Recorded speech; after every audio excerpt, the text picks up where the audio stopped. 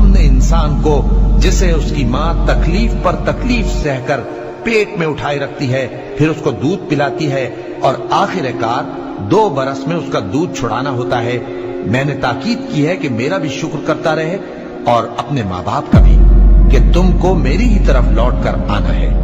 اور اگر وہ دونوں تجھ پر زور ڈالیں کہ تو میرے ساتھ کسی ایسی چیز کو شریک کرے جس کا تجھے کچھ بھی علم نہیں، تو ان کا کہا نہ ماننا، ہاں دنیا کے کاموں میں ان کا اچھی طرح ساتھ دینا، اور جو شخص میری طرف رجوع لائے اس کے رستے پر چلنا۔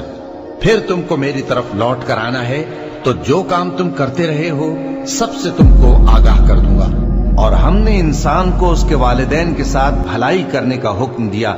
اس کی ماں نے اس کو تکلیف سے پیٹ میں رکھا اور تکلیف ہی سے جنا، اور اس کا پیٹ میں رہنا اور دودھ چھڑانا 2.5 برس میں ہوتا ہے، یہاں تک کہ جب وہ پختہ عمر کو پہنچ جاتا ہے اور 40 برس کا ہو جاتا ہے تو کہتا ہے کہ اے میرے پروردگار، مجھے توفیق دے کہ تو نے جو احسان مجھ پر اور میرے ماں باپ پر کیے ہیں ان کا شکر گزار بنوں، اور یہ کہ نیک عمل کروں جن کو تو پسند کرے، اور میرے لیے میری اولاد کو نیک بنا دے۔ میں تیری طرف رجوع کرتا ہوں اور میں فرما برداروں میں ہوں۔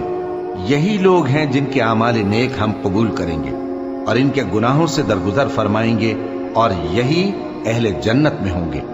یہ سچا وعدہ ہے جو ان سے کیا جاتا تھا۔ اور جس شخص نے اپنے ماں باپ سے کہا کہ میں تم سے بیزار ہوں، کیا تم مجھے یہ بتاتے ہو کہ میں زمین سے نکالا جاؤں گا، حالانکہ بہت سی قومیں مجھ سے پہلے گزر چکی ہیں؟ اور وہ دونوں اللہ کی جناب میں فریاد کرتے ہوئے کہتے تھے کہ کمبخت، ایمان لا، اللہ کا وعدہ سچا ہے۔ تو کہنے لگا یہ تو پہلے لوگوں کی کہانیاں ہیں۔ یہی وہ لوگ ہیں جن کے بارے میں جنوں اور انسانوں کی دوسری امتوں میں سے جو ان سے پہلے گزر چکی عذاب کا وعدہ تحقیق ہو گیا، بے شک وہ نقصان اٹھانے والے تھے۔ اے پروردگار، مجھ کو ایسی توفیق عنایت کر کہ نماز پڑھتا رہوں، اور میری اولاد کو بھی یہ توفیق بخش۔ اے پروردگار، میری دعا قبول فرما۔ اے پروردگار، حساب کتاب کے دن میری اور میرے ماں باپ کی اور مومنوں کی مغفرت کیجیے۔ اور تمہارے پروردگار نے ارشاد فرمایا ہے کہ اس کے سوا کسی کی عبادت نہ کرو، اور ماں باپ کے ساتھ بھلائی کرتے رہو۔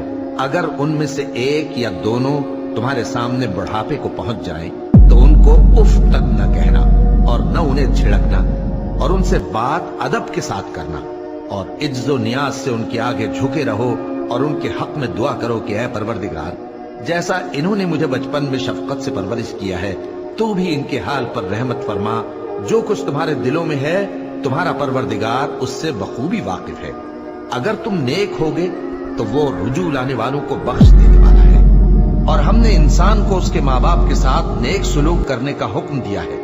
اے مخاطب، اگر تیرے ماں باپ تجھے مجبور کریں کہ تو میرے ساتھ کسی کو شریک بنائے جس کی حقیقت کی تجھے واقفیت نہیں، تو ان کا کہا نہ مانیو۔ تم سب کو میری طرف لوٹ کر آنا ہے، پھر جو کچھ تم کرتے تھے میں تم کو جتا دوں گا۔ اور جو لوگ ایمان لائے اور نیک عمل کرتے رہے ان کو ہم نیک لوگوں میں داخل کریں گے۔ اے پروردگار، مجھے توفیق عنایت کر کہ جو احسان تو نے مجھ پر اور میرے ماں باپ پر کیے ہیں ان کا شکر کروں، اور ایسے نیک کام کروں کہ تو ان سے خوش ہو جائے، اور مجھے اپنی رحمت سے اپنے نیک بندوں میں داخل فرما۔